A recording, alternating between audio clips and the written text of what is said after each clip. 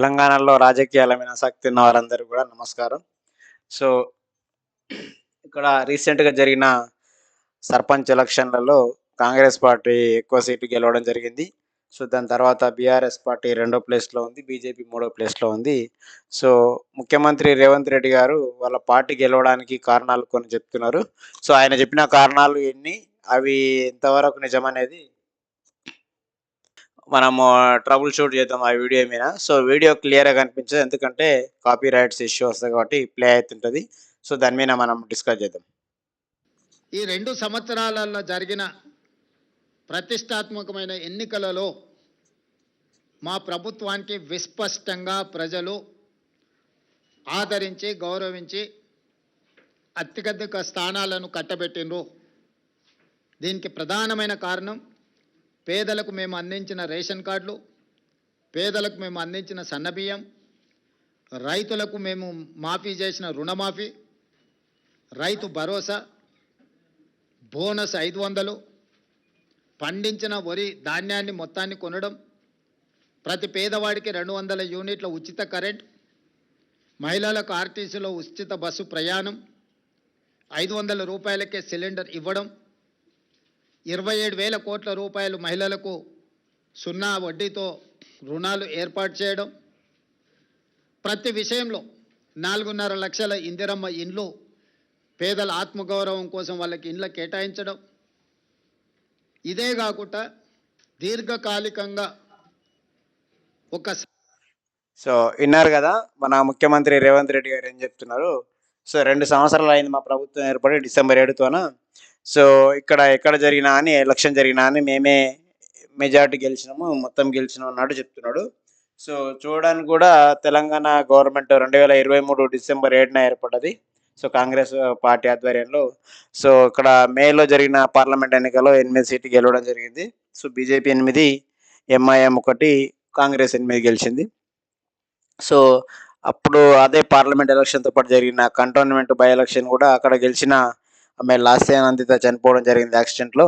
ఆమె చనిపోయినందుకు 6 నెలల్లోపు ఎలక్షన్ జరగాలి కాబట్టి, ఆ పార్లమెంట్ ఎన్నికలతో పాటు నిర్వహించారు. ఆమె చనిపోయిన 2, 3 నెలలకే ఎలక్షన్ జరిగింది. సో, ఆ ఎలక్షన్‌లో గూడా కాంగ్రెస్ పార్టీ గెలవడం జరిగింది. ఎందుకంటే సాధారణంగా ఉప ఎన్నికల్లో అధికార పార్టీకి ఛాన్స్ ఎక్కువుంటది. అధికార పార్టీ గెలిచే అవకాశాలు ఎక్కువుంటాయి గాబట్టి, వాళ్ళు గెలవడం జరిగిందని మనం జూడొచ్చు. సో, దాని తర్వాత మొన్న జరిగిన జూబ్లీహిల్స్ ఉప ఎన్నిక నవంబర్‌లో అక్కడ గూడా మాగంటి గోపీనాథ్ గారు ఆరోగ్య సమస్యల కారణంగా, అనారోగ్య కారణంగా చనిపోవడం జరిగింది. అక్కడ నవీన్ యాదవ్ అని కాంగ్రెస్ పార్టీ క్యాండిడేట్ గెలవడం జరిగింది. సో, ఆ విధంగా చెప్తున్నప్పుడు మేమెందుకు గెలిచినాం, సర్పంచ్‌లలో కూడా ఎందుకు ఎక్కువ గెలిచినామంటే, మేము ఉచిత బస్సు ఇస్తున్నాము, ఇందిరమ్మ ఇండ్లు ఇచ్చినాము, సన్న బియ్యం ఇచ్చినాము, రేషన్ కార్డులు ఇచ్చినాము. అవన్నీ ఇచ్చినామని చెప్తున్నాడు. అయితే దాంతో పాటు ఇంకా కొన్ని కారణాలున్నాయన్నమాట. సో, ఎందుకంటే కాంగ్రెస్ పార్టీ అధికారంలో ఉంది. First of all sarpanch election అనేది ఇండిపెండెంట్‌గా జరుగుతాయి. పార్టీకి గుర్తుండదు. కాపోతే ఎమ్మెల్యే ఫోటో ఏస్తారు వాళ్ళక్కడ లోకల్‌లో. ఎమ్మెల్యే ఫోటో, ముఖ్యమంత్రి ఫోటో ఫ్లెక్సీల మీద ఏస్తారు. బట్ పార్టీ అని ప్యూర్‌గా పార్టీ అని మాత్రం ఓటింగ్ జరగదక్కడ. సో, మేము మా ఛానల్ ద్వారా నిర్వహించిన సర్వేలో వెల్లడైన మరికొన్ని విషయాలు కూడా ఇక్కడ ఇప్పుడు డిస్కస్ చేయడం జరుగుతుంది. ఇప్పుడు కాంగ్రెస్ పార్టీ ప్రధానంగా ఎక్కువ సీట్లు గెలవడానికి కారణం ఏందంటే, చాలామంది గతంలో పోటీ చేసి ఓడిపోయినోళ్ళు. గతంలో పోటీ చేసి ఆళ్ళ పార్టీ అధికారంలో లేనప్పుడు సర్పంచ్‌గా ఓడిపోయినోళ్ళు, ఎంపీటీసీ‌గా ఓడిపోయినోళ్ళు, జెడ్పీటీసీ‌గా ఓడిపోయినోళ్ళు ఇప్పుడు సర్పంచ్‌లుగా అవకాశం వచ్చింది. ఆ విధంగా కూడా ప్రజలు కొంత ఆలోచించి, అరే! గతంలో ఓడిపోయిర్రు. ఇప్పుడు వాళ్ళ పార్టీ అధికారంలో ఉంది. ఏద్దామని చెప్పి ఎయడం ఒక కారణం. ఇంకో రెండో కారణం ఏందంటే, మరి వాళ్ళు కాంగ్రెస్ పార్టీ అధికారంలో ఉంది ఇప్పుడు. సో, కాంగ్రెస్ పార్టీ అధికారంలో ఉంది. అధికార పార్టీకి ఓటేస్తే ఎంతో కొంత డెవలప్ ఎక్కువ జరిగే అవకాశం ఉంటది. మొత్తం గూడా సెంట్రల్ గవర్నమెంట్ ఫండ్స్ ఒస్తాయి. మొన్న చెప్తే ఇప్పుడు ఈ సర్పంచ్ ఎలక్షన్‌ల సందర్భంగా కేటీఆర్ గారు, హరీష్ రావు గారు, మెదక్ పార్లమెంటు సభ్యులు రఘునందన్ రావు గారు అందరూ గూడా చెప్తుర్రు. మొత్తం సెంట్రల్ గవర్నమెంట్ ఫండ్సే వస్తాయి. ఏం భయపడొద్దని చెప్తుర్రు. ఇంతకుముందు కొంత తెలవకపోతుంటే ఈ ఎలక్షన్‌తోన చాలా మందికైతే తెలిసింది. మొత్తం సర్పంచ్ అనేది ఇండిపెండెంట్‌గా గెలిచే అవకాశం అని. సో, ఇప్పుడు మనం అనుకున్నట్టు వీళ్ళు కాంగ్రెస్ పార్టీ తరపున పోటీ చేసినోళ్ళు గతంలో ఓడిపోయినోళ్ళు గావచ్చు, వాళ్ళ మీద సానుభూతి ఉండొచ్చు. వాళ్ళు గ్రామాలలో కొంచెం సేవా కార్యక్రమాలు, కొంచెం మంచి పనులు చేసిన వాళ్ళు అయ్యుంటారు. అందుకోసమని లోకల్‌లో పార్టీకి సంబంధం లేకుండా గూడా వ్యక్తిగతంగా అరే మన కులం చూసి ఓటేయొచ్చు, బంధుత్వం చూసి ఓటేయొచ్చు. వివిధ కారణాలుంటాయన్నమాట. గెలిచిండంటే ఒక పార్టీ ఒకటే మాత్రం కారణం కాదు అని మా ఛానల్ ద్వారా చేసిన సర్వేలో ఎళ్ళింది. సో, ఇంకో కారణం ఏందంటే అధికార పార్టీ గదా! కొంత డబ్బులు గూడా ఎక్కువ ఖర్చు పెట్టినట్టు మనకు రిపోర్ట్ ఉందన్నమాట. సో, అధికార పార్టీ కాబట్టి కొంచెం డబ్బులు గూడా కొన్ని చోట్ల ఎక్కువ ఖర్చు పెట్టిర్రు. సో, ఈ విధమైన కారణాలు మనము ఐడెంటిఫై చేసినామన్నమాట కాంగ్రెస్ పార్టీ గెలవడానికి. సో, నెక్స్ట్ ముఖ్యమంత్రి ఏం చెప్తుండో విందాం. సంక్షోభాన్ని సృష్టించిన మాదిగ ఉపకులాల వర్గీకరణను పరిష్కరించడం, 100 సంవత్సరాల నుంచి జటిలంగా మారిన కులగణనను నిర్వహించడం, ఇక్కడ రేవంత్ రెడ్డి ఏం చెప్తుండంటే మాలలు, మాదిగలకు వర్గీకరణ అనే యుద్ధం జరుగుతుంది. సో, ఏందంటే ఎస్సీలలో రిజర్వేషన్ ఉంది గదా! ఆ రిజర్వేషన్‌లలో మాదిగ కులాలకు సంబంధించిన నాయకుల ప్రధాన ఆరోపణ ఏందంటే, మాలోళ్ళే ఎక్కువ జాబులొస్తున్నాయి గవర్నమెంట్ జాబులు. మరి సర్పంచులున్నా, ఎంపీటీసీలున్నా మా మాదిగ మాల సామాజిక వర్గం నుంచి ఎక్కువ నిలబడుతుర్రు. ఎమ్మెల్యేలుగా, ఎంపీలుగా వాళ్ళే గెలుస్తుర్రు.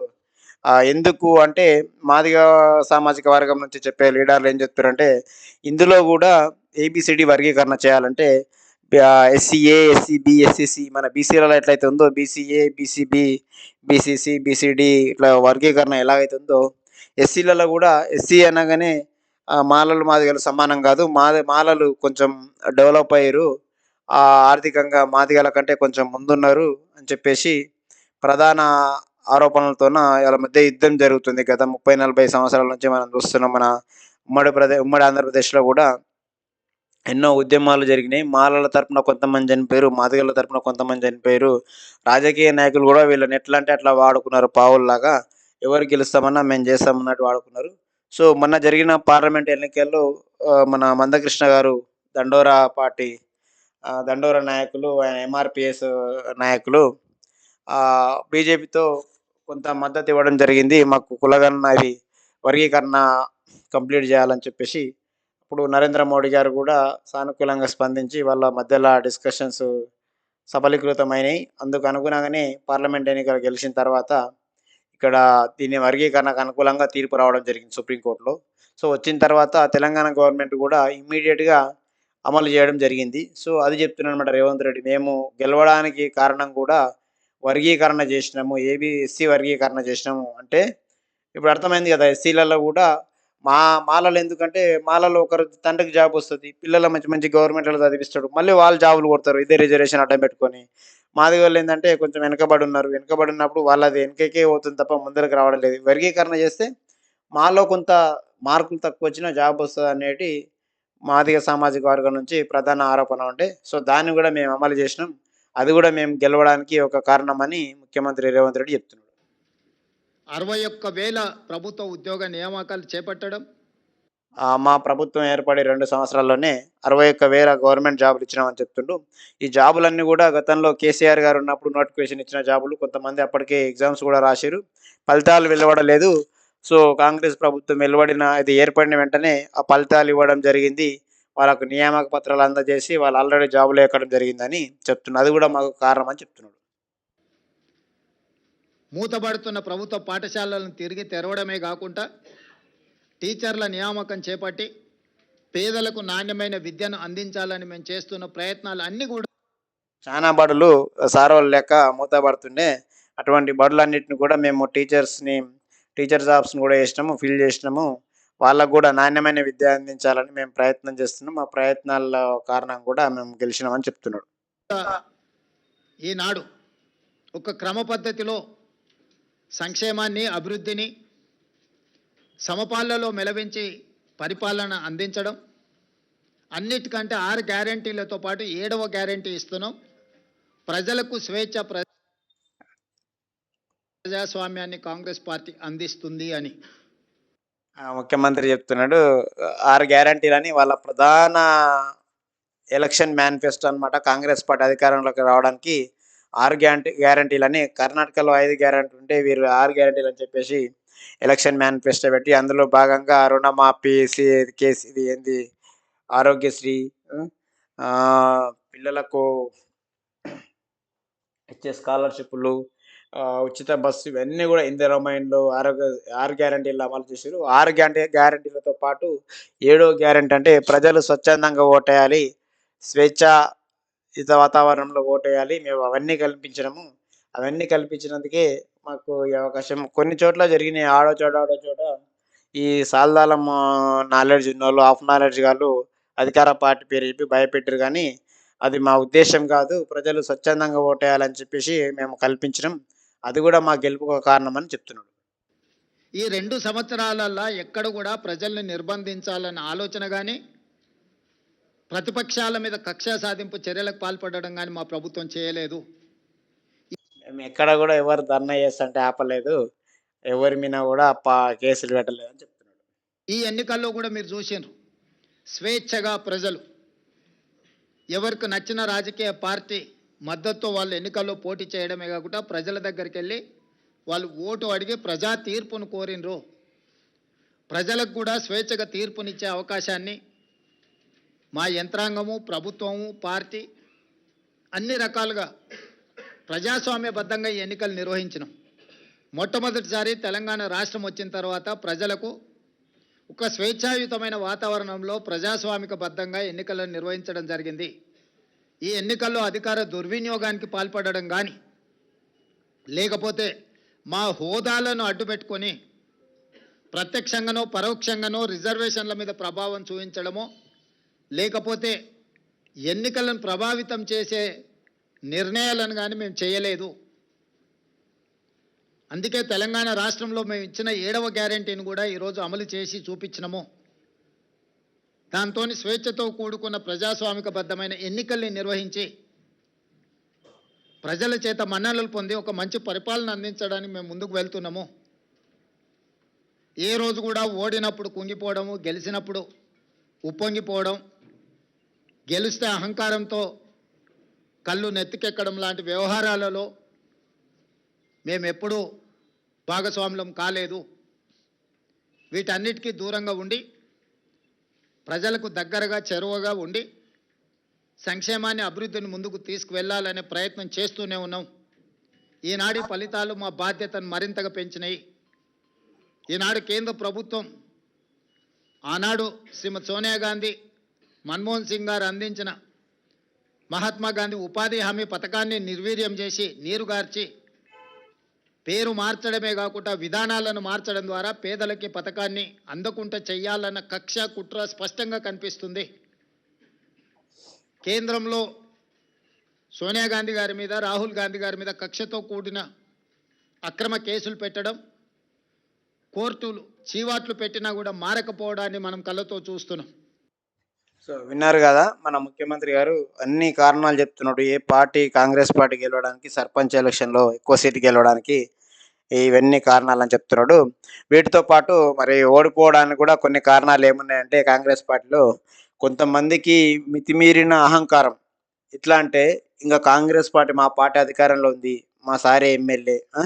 మేము చెప్పినట్టే చేయాలి. మేము చెప్పినోనికే కళ్యాణ లక్ష్మి. మేము చెప్పినోనికే ఇందిరమ్మ ఇల్లు. మేము చెప్పినోనికే ఏంది రైతు బంధు, రైతు బీమా, మేము చెప్పినోనికి సీఎం రిలీఫ్ ఫండ్. ఇట్లా మాదే అధికారం, మా మాటకు ఎదురు లేదు అన్నోళ్ళని మాత్రం ప్రజలు కంపల్సరీ ఓడగొట్టారు. ఎందుకంటే ప్రజాస్వామ్యంలో ప్రజలే ప్రభువులు, ప్రజలే కింగులు. వాళ్ళెవరికి ఓటేస్తే వాళ్ళు హీరోలు అవుతారు కాబట్టి ఇట్లాంటి అహంకారపూరిత మాటలు మాట్లాడినోళ్ళని పోలీస్ కేసులు పెట్టి కేసులు మేమే మాట్లాడతాం, పంచాయతీలు మేమే తెంపుతాం అని పైసలు గుంజినోళ్ళని, అన్ని రకాల మోసం చేసినోళ్ళని ప్రజలైతే ఓట్ల రూపంలో నిజంగా వాళ్ళు కూడా ప్రజలు కూడా మోసం చేసిర్రు. మంచి మంచి ఎమ్మెల్యేకు రైట్ హ్యాండు, లెఫ్ట్ హ్యాండు, మంత్రుల దగ్గర మేము చెప్పిందే మాట, మా మాటనే చెల్లాలనుకున్నోళ్ళని కూడా ప్రజలు నిజంగా తిరస్కరించారు, ఓడగొట్టిర్రు. ప్రజలు తలుచుకుంటే ఎలాంటి రూపాయి ఆదాయం లేని నిరుపేదను కూడా గెలిపించారు. ఈ ఎలక్షన్‌లో చూడొచ్చు మనం చాలా చోట్లల్లో కూడా ఒకరు పైసలు ఖర్చు పెట్టి ఇంకొకరిని గెలిపించిన సందర్భాలు చూస్తున్నాం. వాటన్నిటికి ప్రధాన కారణం వాళ్ళ వ్యక్తిగత విధానం అన్నమాట.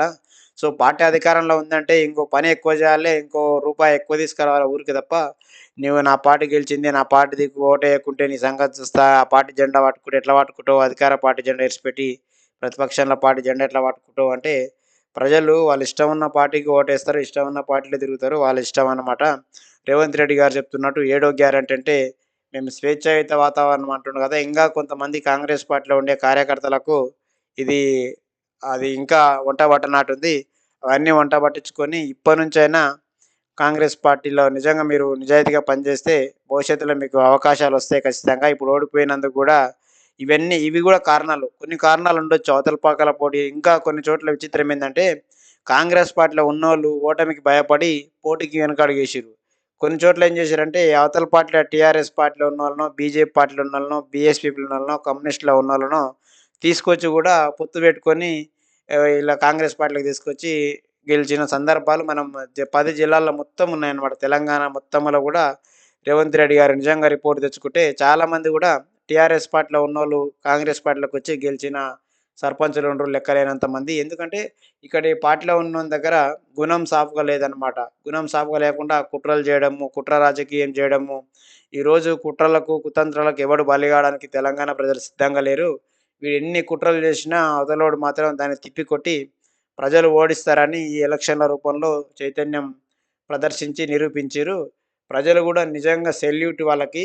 ఒక్క రూపాయి ఖర్చు లేకుండా ఇంకా వీళ్ళే డొనేషన్‌లిచ్చి గెలిపించిన సందర్భాలున్నాయి. వాళ్ళ పేర్లు చెప్పకూడదు గానీ, మహబూబ్‌నగర్ జిల్లాలోనే చానా ఎమ్మెల్యేల దగ్గర, మినిస్టర్ దగ్గర చానా క్లోజ్‌గా ఉన్నోళ్ళు గూడా ఈ ఎలక్షన్‌లో చిత్తుగా ఓడిపోయిర్రు. వాళ్ళ మీద ఎలాంటి గుర్తు తెలియని వ్యక్తులు, అనామకులు గూడా గెలిచిర్రు. తెలంగాణ మొత్తంలో గూడా ఇదే వాతావరణం ఉంది.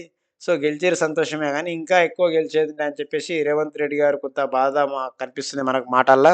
అయినా గానీ మేము గెలిచినాము. ఇవి కారణాలని చెప్తున్నాడు. ఆ కారణాలతో పాటు ఇవి గూడా మా ఛానల్ ద్వారా ఓటమికి గల కారణాలు, వాళ్ళ గెలుపుకి గల కారణాలు గూడా సర్వే చేయించడం జరిగింది. సర్వే అంటే ఏదో మేము ఎంప్లాయీస్‌ని బట్టి గాదు. బస్సులో పోతుంటే కనుక్కుంటారనమాట. ఎక్కడ ఏం జరుగుతుంది? ఏ ఊర్లో ఏం జరుగుతుంది? ఎట్లా గెలిచిరంటే చెప్పిరన్నమాట. నేను జెప్పిన మరి అరే! ఇప్పుడు మా ఫ్రెండ్‌ని అడిగిన, "ఎందుకురా కాంగ్రెస్ పార్టీ ఎమ్మెల్యే ఓట్లు అప్పుడు అంత మెజార్టీతోనే గెలిచింది. ఇప్పుడు టీఆర్ఎస్ పార్టీ గెలిచిందంటే" కాంగ్రెస్ పార్టీ కొంత అధికారంలో ఉన్నామని చెప్పి కొన్ని చోట్ల డబ్బులు గూడా ఖర్చు పెట్టలేదు. అవతలోళ్ళు డబ్బులు పెట్టి గూడా కొంత ఆహ్, వాళ్ళు ప్రజలను వాళ్ళ సైడ్ తిప్పుకున్నారు.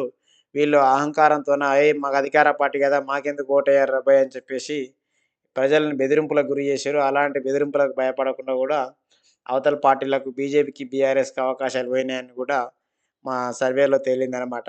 సో, ఇప్పటికైనా గానీ అల్టిమేట్‌గా ముఖ్యమంత్రి అయినా, సర్పంచ్ అయినా గానీ ప్రజలకు అనుకూలంగా పనిచేస్తేనే మళ్ళీ గెలుస్తాడు. వాళ్ళు తలుచుకుంటారు తప్ప ఇలాంటి అహంకారపూరిత మాటలు మాట్లాడి, ఇగ మేమే ఈ ఊరికి బాసులము, మమ్మల్ని మించినోడు లేడు, మాకు ఫోను చేయకుండా ఎవడు తాలూకాకు పోవద్దు, ఎమ్మెల్యేని కలవద్దు, పార్టీ గురించి పనులు చేసుకోవద్దు అని చెప్పేటోళ్ళందరూ గూడా ఓటమి ఖాయం జేసి ప్రజలు ఇంటికి పంపిస్తారు. ఇదే గాదు మళ్ళా భవిష్యత్తులో గూడా గెలిచే అవకాశాలుండవు. అలాంటి ధోరణి ఉంటే గాన ఈరోజు నిజంగా నువ్వు పైసలు సంపాదించుకోవాలంటే ఏదైనా బిజినెస్ జేసుకోవచ్చు గానీ, కేవలం ప్రజాస్వామ్యం, ప్రజాసేవ జేయాలంటే మాత్రమే రాజకీయాల్లోకి రావాలి. ప్రజల మీద ప్రేముంటేనే తప్ప ఆళ్ళ మీద దౌర్జన్యం జేస్తాం, దాదాగిరి జేస్తామంటే ఈరోజు ఎవరు గూడా ప్రజలు సిద్ధంగా లేరు వాటిని యాక్సెప్ట్ జేయడానికి.